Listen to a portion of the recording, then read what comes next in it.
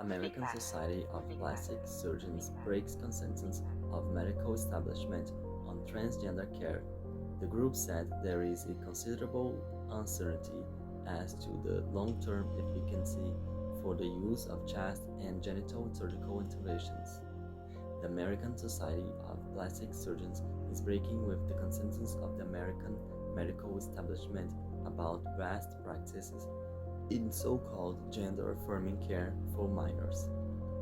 The organization's move, which represents 92% of all board-certified plastic surgeons in the US, comes amid shifting international sentiment that psychotherapy might be a better course of action in treating transgender-identifying minors over hormones and surgery.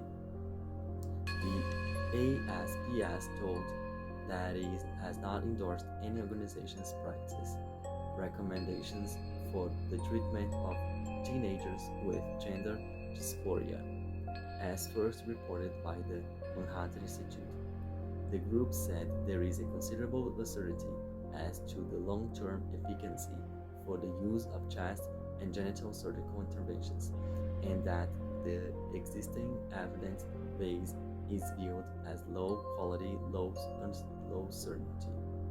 ASPS is reviewing and prioritizing several initiatives that best support evidence-based gender surgical care to provide guidance to plastic surgeons.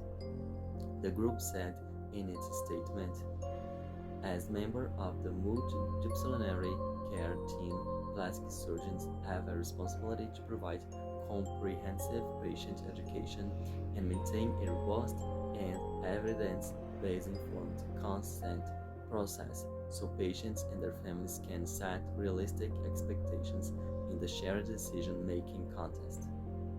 It's somewhat unexpected that the plastic surgeons of all people would be the ones to stand up for evidence-based medicine and to say we have to be more careful and not just give people what they want, because plastic surgeons have the opposite reputation. MI fellow Lior Sabri told Fox News.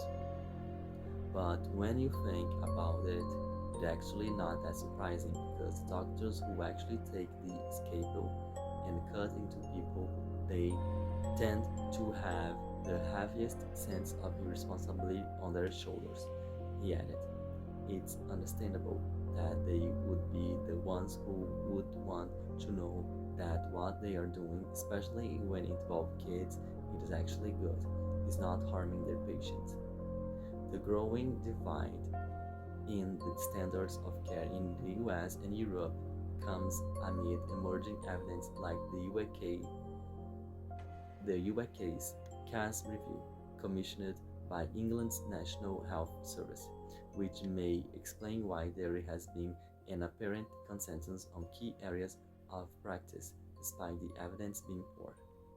The CAS review was an independent assessment of youth gender treatments led by top British pediatrician Dr. Hilary Cass, which found no definitive proof that gender dysphoria in children or teenagers was resolved or alleviated by what advocates call gender-affirming care.